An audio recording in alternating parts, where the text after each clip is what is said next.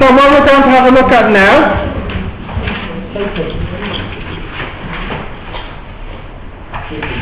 frequency distribution. Might be able to squeeze it on one page. Now,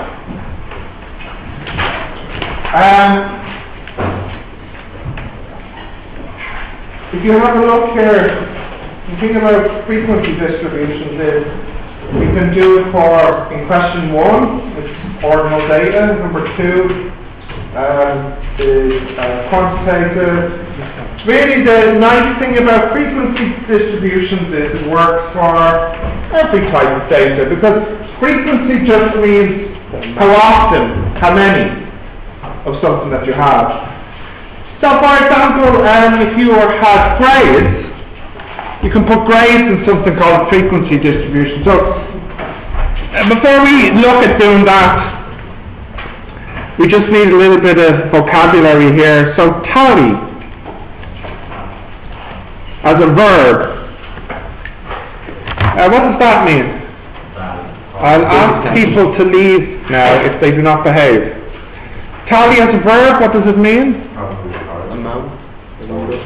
Yeah, you got it, yeah. It's amount or counting in fives usually. So for example, let's have a look at some grades. A, B, C, B, B, A. Oh wait, hang on, no, these are maths grades. U, E, E, B, C, A star, A, B, C, D, 1,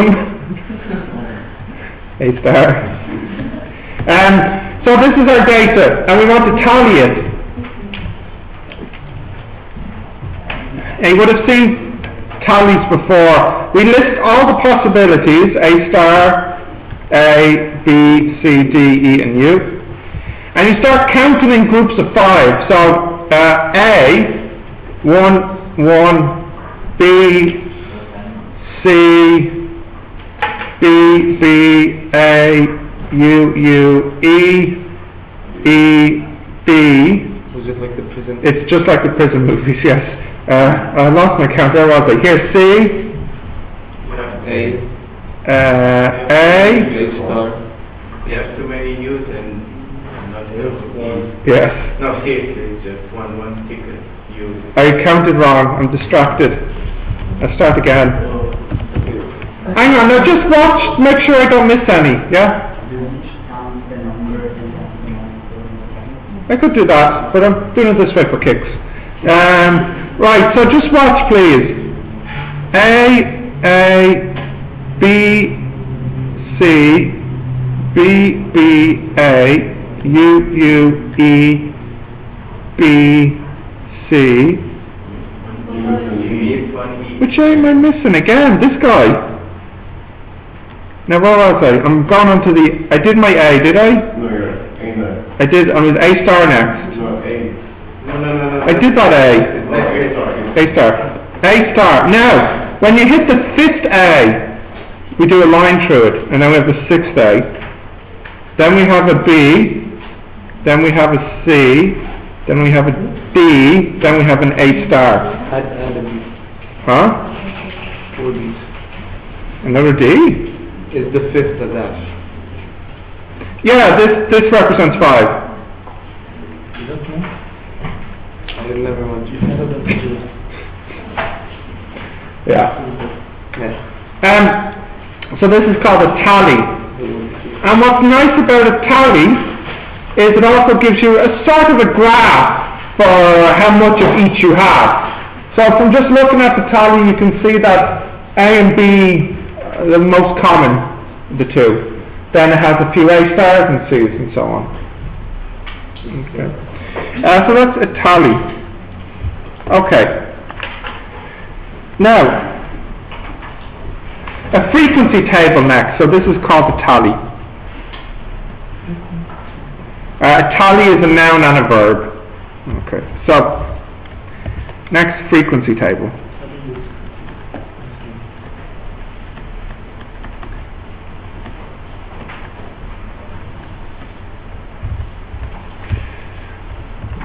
So we'll have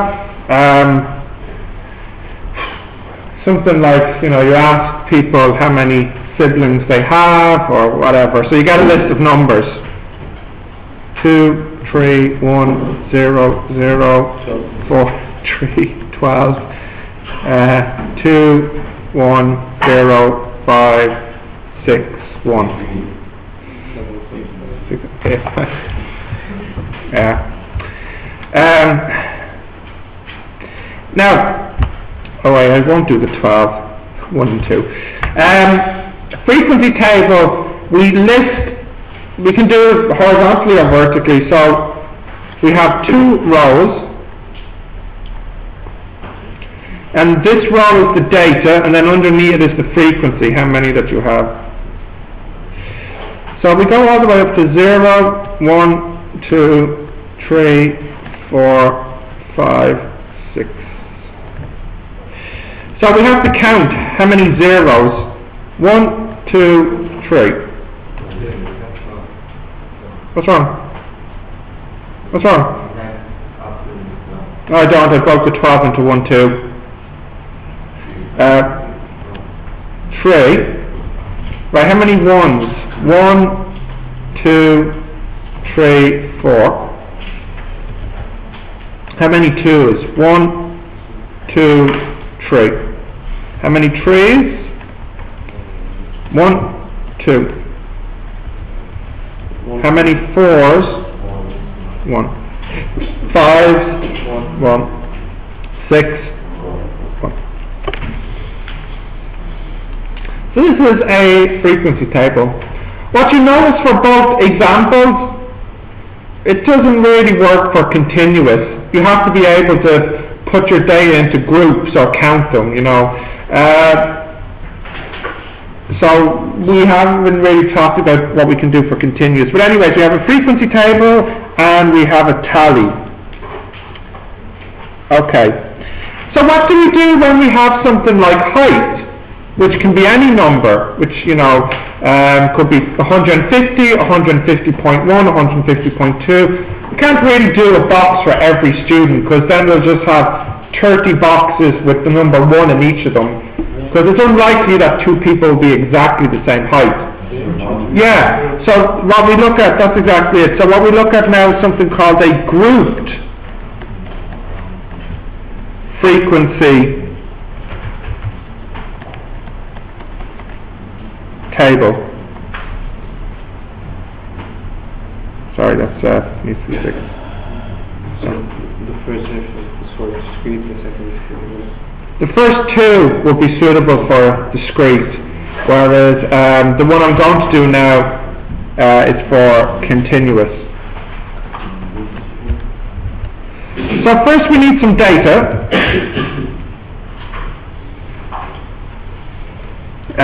So we'll take something. We need something continuous like heights or weights or something like that. So I don't know. We'll just take kilogram mass. So 61.6, 69.8, 64.3, 63.1, 64.9. Without a couple in, so we don't discriminate, okay?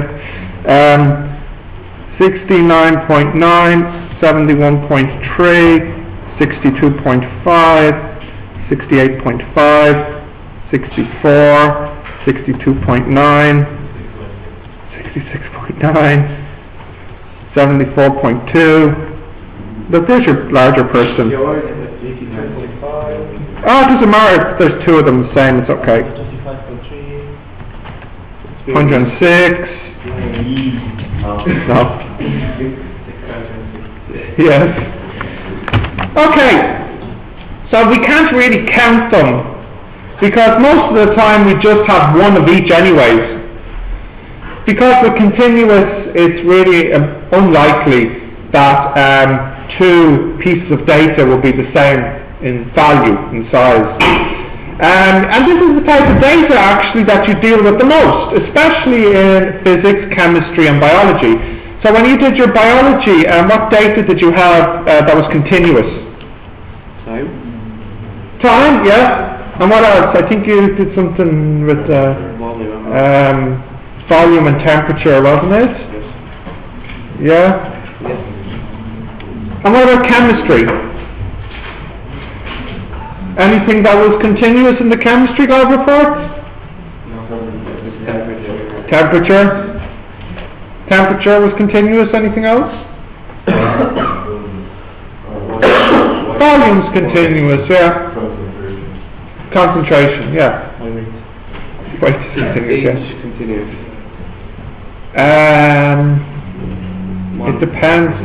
It depends exactly how you ask the question. Hour, minute, second. Yeah. So so if I said how old someone is, it's usually discrete because the answer is number of years. But if I said how long has someone been on planet Earth since the day they were born, which is age, of course, but that's not in number of years. That could be, as you said, months, days, seconds, and so on.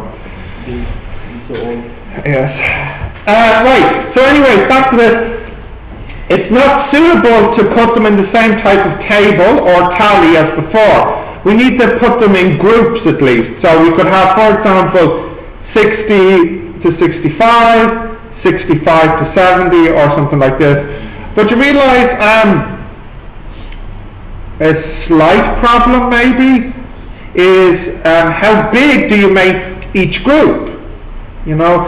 So for example, if you did something like 60 to 80 as a group, that would be inappropriate. Why would that be inappropriate here? There'd be only one box and everybody be in it. But what about if I did something like 60 to 60.5, 60.5 to 61, 61 to 61.5? That would be too small because the number of boxes would actually be more than the amount of data you would have. So a lot of your boxes would have 0 in it. So you realise that if you have too many boxes, this is not good. And if you have too few boxes, this is also not good. And also, the number of boxes depends on how big you make the ranges. Okay? So we need some rule to decide how big to make each box.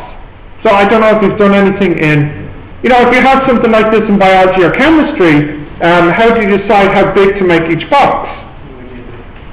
So, but how did you choose, or did you not put them in this form? No? Range of 5. Yeah, but is it always going to be 5?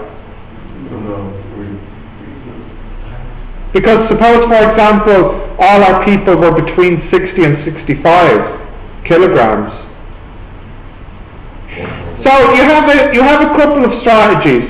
One thing you could do is you could look at the smallest, you could look at the biggest, and then get the difference and divide by 5, and then that will split your data into exactly 5 boxes. But what happens if you only have 4 people in your data? Then 5 boxes would be too many.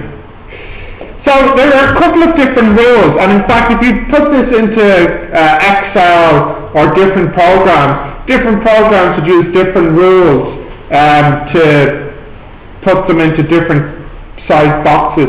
And I'm going to show you 2 ways you could do it. So both ways require us to identify the smallest and the biggest. So what is the smallest entry here?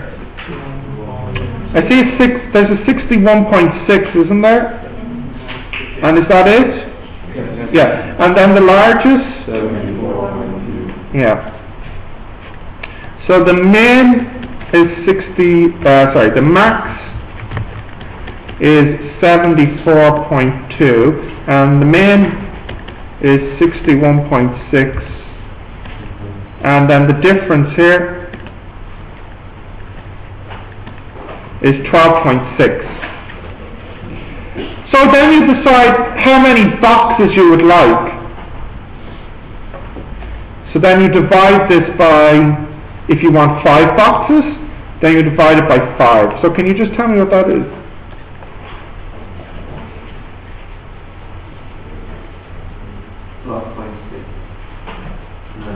No. 12.6 divided by 5 is definitely not 12.6. What?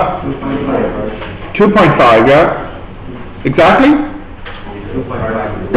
Okay. So what we could do, roughly, is go up in 2.5 units. So we could start at, for example,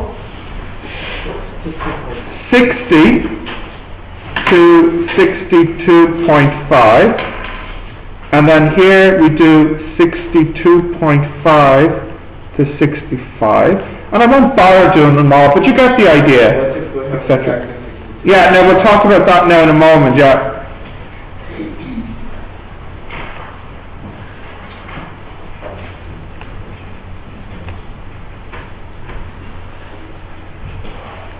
So let's just do the first one, 60 to 62.5. Now, as Sal put it, well, what do you do if you have exactly 62.5? Does it go in the first one, or does it go into the second box? Well, the rule is, it will go in the second box. Usually, what we do is, this number is closed, and the second number is open. And then this number here is closed, and then this one here is open. In other words, we include the 60 if we get a 60, but we don't include 62.5 in this box if we get a 62.5. That would actually go into the next box. This is the normal rule here. So let's just count 60 to 62.5. How many is that? 1. Oh, that one's not. That's in the next box. And that one is as well. Yeah, so actually, it's just going to be 1 here. And then let's look at the next one, 62.5 to 65. Sorry, 62.5 to 65. Isn't that what I said? So yes, this is 1, 2, 3, 4, 5. No. Yes? That's 60. That's 62. 5. No, yes. 6, 7. So this box would have 7 in it, etc., etc. Yeah.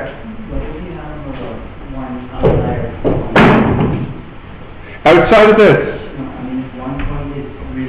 Very good. Yes, yeah. So I told you that there are 2 ways I'm going to do this one, and as you spotted, Naveed, one drawback with this method is if you have an outlier. If you have one unusually big point and one unusually small point. No, not unusually big. What I would mean here, for example, is suppose now, I have 0 and 100. Then how big would each box be? What's 100 minus 0? 100 divided by 5? 20. So if I go up in 20s, 0 to 20, I have 1. 20 to 40, none. 40 to 60, I have none. 60 to 80, all of them. 80 to 100, 1. So I don't like this method because it doesn't deal so well with big and small numbers like this. But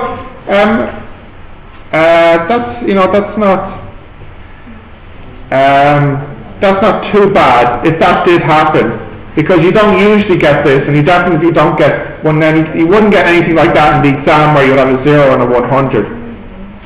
There is a second method which is a little bit better. It's very similar to the first one though. Guys, come on. We still need to look at the min and the max. What did I say the min and the max were? 74.2. Yeah. And what was the difference? 12.6.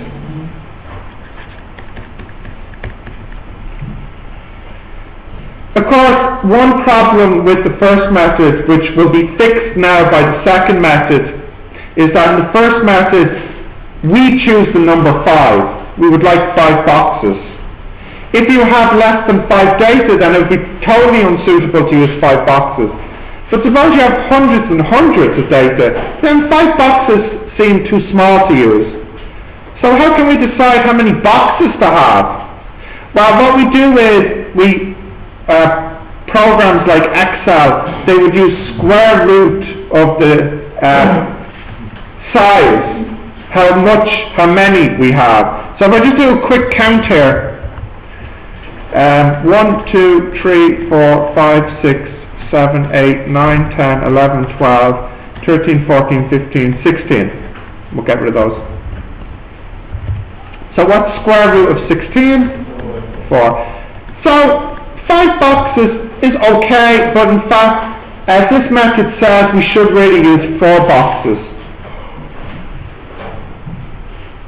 And this is what a lot of computer programs do. If you ask the computer program to put this into a grouped frequency table, it would use square root n number of boxes. So if I put this into Excel, Excel will make me a table with 4 boxes. Okay. If I had 100, how many boxes? 10. Okay. In the exam, normally they give somewhere between 50 and 100. Okay. But the good news is, usually if they're giving you something this big, they already give you the table. You don't have to make it yourself. So if they give you 50, how many boxes do you expect? How many cells? 7. And if they give you up to 100, although sometimes more, 10. So they usually have a group frequency table of between 7 and 10 boxes. Okay. Now, if I just go down. The other thing is, I could write my group frequency tables like this. For example, if we're talking about number of siblings. So you could have 0 to 2 siblings. You could have 3 to 5. No, this is deliberate. 6 to 8, and then 9 to 11 or something.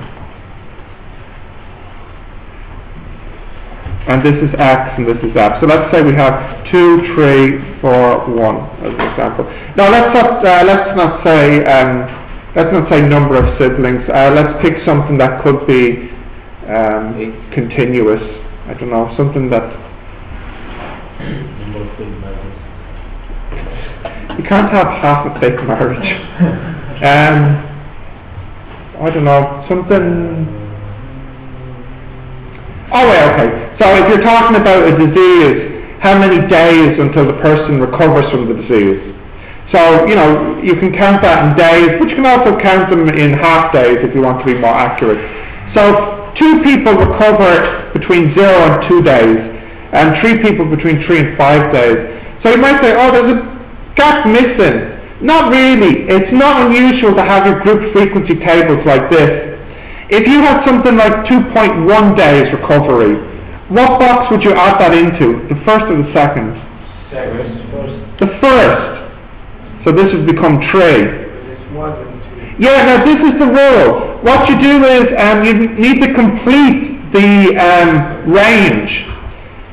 So you look at this one is claiming to end at 2, and this one's claiming to start at 3. Although not really, because if you think about it, if you had to round, would 2.1 round to 2 or round to 3? Or round to 2? What if I had 2.6? Where would that go? That would go in here, and it become 4. In other words, in your head, if it's closer to 2, you put in the first one, and if it's bigger than, closer to 3, you put in the second one. 2.5 would go to 2? Yeah, 2.5 would go to 3. Now just be careful. Here it's not open and closed. If I said, oh, we stop at 2 and we start at 3, that's wrong, because then 2.1 would not go in any of the boxes. What we're doing here is, although it's not clear, we're actually saying this is 0 to 2.5, really. Do we include 2.5 or not? No, because 2.5 would get rounded to 3. So in fact 2.5 marks the start of the next one. And where would it finish? 5.5. So this is actually called, for example, 0 to 2.5. This is called the class. The class range is 2.5 minus 0, which equals 2.5. What's the class range for the second one? 5.5 minus 2.5? No, don't think too hard. 5.5 minus 2.5? 3. This is called the class range. And there's another thing as well which you need to know, which is called the midpoint of the class. So what's the midpoint, do you think, of this range here, 2.5 to 5.5? Well, you just add the two numbers together and you divide by 2. So 2.5 plus 5.5 divided by 2 is 4, yeah. This is important for when we start to draw histograms and cumulative frequency curves. But for today, we just need to know this vocabulary. Look at this one here. What is the class for this one? 3. No, the class, not the class range. 8.5. 8.5 to 11.5. Do we include 8.5 Yes. and 11.5? No. What is the midpoint? Which is 10. And what is the class range? No, range means minus the 2. So it's 3. These numbers here that mark the absolute beginning and the absolute end of a class is called the class boundary. No surprise. Huh? The 2 point, like here, what do we say? 8.5 and 11.5. They're called the class boundaries, the lower boundary and the upper boundary. Yes, Joshua? No question? Why do you think well, it's clear why the boundaries are important, because you need to know where your data goes. Why do you think the midpoints are important? Yeah, you'll need it later to get the average. And why do you think knowing the class range is important? Not for average? Class range will be important for later in the chapter when we draw histograms. You've done histograms in biology. Yeah, well they did biology histograms, which, I'm sorry, I wouldn't cut it in math class. You did biology histograms, didn't you? Yeah. Histogram is the chart that looks like the bars. You did it with or without gaps? Without gaps, okay. Did you? Yeah. Now, hang on, just be careful. I know some of you have done histograms in biology and in chemistry, okay? But just to be clear, there's a very good chance that what your teacher was calling a histogram was not actually a histogram. It was actually a bar chart. Huh? Yeah, on your y-axis in chemistry, what did you put? Okay, in biology then. You just show us that to show us the marks. Yeah, but what goes on the y-axis?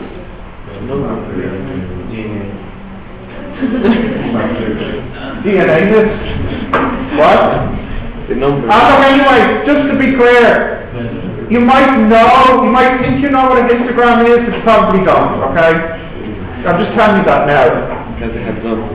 Huh? What's the difference between the one and the A bar chart will have frequency on the y-axis, which is what you probably did in biology, whereas a histogram has frequency density. Your confusion means that you haven't done it in biology. So, as I said, you did a biology histogram. Yes? So, Midpoint is lower boundary, upper boundary. Yeah, so midpoint, just to be clear, midpoint is lower boundary plus upper boundary over 2. And it's not the same for every class. No, in fact, I haven't said this, but in most cases it's convenient to make the class range the same, but there's no need for it to be the same. It's allowed to be of different lengths, that is okay. It's just more convenient to make them the same. Okay, yes? Midpoint, what is it used to multiply the frequency? Yeah, we'll need to do that later for calculating averages. Yeah? How do you make them the same? Well, if you look at the methods I showed you, remember the first example we got 2.5? So we start at the smallest number and we keep going up in 2.5. So we can go 60 to 62.5, 62.5 to 50. They're all the same length. In this example here, are all the class ranges the same here? No. They're all the same length except for which one? First one is a little bit shorter. It's only 2.5, whereas the next one is 3, 3, and 3. Okay, so that's okay. That's okay. And so just for 5 minutes, they're really easy questions, and you'll probably get most of them done in 5 minutes. But just practice some of these. Please note the importance of the vocabulary. Because in the exam they could ask you things like, what is the class range, what is the lower boundary, what is the upper boundary, what is the midpoint?